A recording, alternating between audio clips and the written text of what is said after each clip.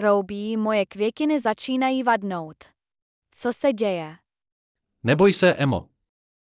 S pomocí AI zjistíme, co tvé květiny potřebují.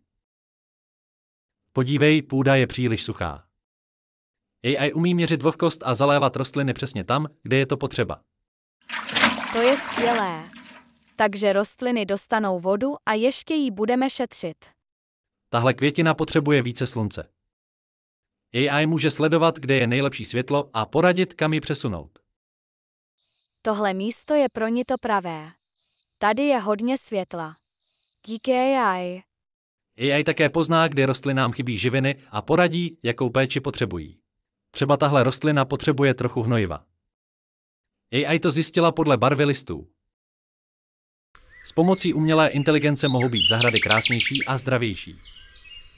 Co byste chtěli vypěstovat s pomocí umělé inteligence?